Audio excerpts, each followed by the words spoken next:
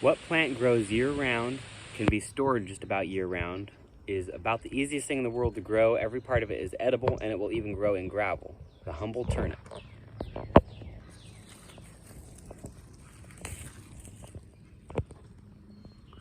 These ones were what I call chaos sowed, where I basically throw out a whole bunch of seeds just in fistfuls right before it rains.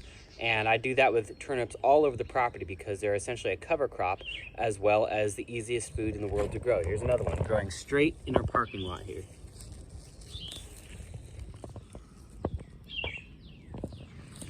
So I love turnips for another reason, many reasons, but before I get to those reasons, let me talk about the taste, because that needs to be addressed, because a lot of people tuned out as soon as I said turnips, because much like radishes, we take what should be a staple crop and we just do the most boring, tasteless things with it. A lot of people are not big fans of turnip greens, which is the edible leafy part on top, and they're not a big fan of the taste of a turnip, which is not surprising. A turnip is a pretty pungent flavor.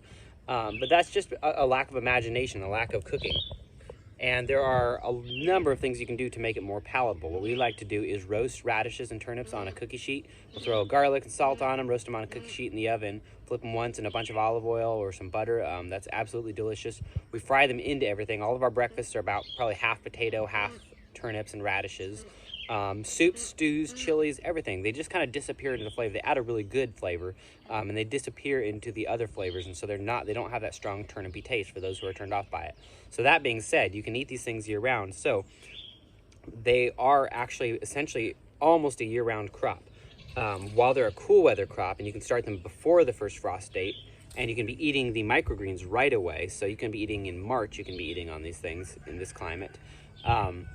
But even when it gets hot like this, for quite a while they grow into the summer, into the hot weather, and they're still harvestable, and they start to get woody and hard though after a while. But at that point, you get to eat the seed pods.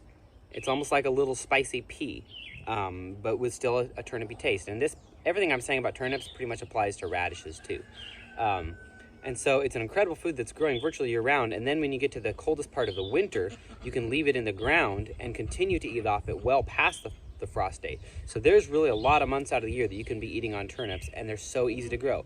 I've never in my life buried a turnip seed. I've never put a line in the ground and staked it out and done all of that. All I do is before it rains, I throw out handfuls of turnip seeds, and I get them extremely cheap at the co-op where I buy them. They're in the deer mix, just the regular purple top turnips. They're really cheap because people buy them in bulk to plant them out for deers, because, by the way, they're also a great forage. In fact, over in my goat pasture, I planted them out there, and the goats love to munch on them. Selectively, they don't eat them all at once because they're strong flavors, so they'll snack on them when they're in a mood. So they're great forage, great human food. They're incredibly easy to grow. They grow in really bad soil. They grow great in really good soil. And then and every part of the plant is edible, and it has multiple edible stages. So you can be eating it when it's a turnip, eating it when it's a pod, when it bolts and goes to seed. The seeds are super easy to save. You can adapt it very easily so that the genetics get more adapted to your property by saving seeds. And then one last thing that I like to use turnips for is as a cover crop. So much like daikon radishes, they will grow quickly in poor soil, expand, and then you can kill them, and then they will rot. And so they will add a lot of crumbly texture to that soil, and they will break up the hard clay. But they also serve another purpose, which is essentially a chop and drop. So in here with my potatoes, I threw a bunch of turnip seeds, knowing that a bunch of weeds were going to come up. So I figured, why not choose my weeds?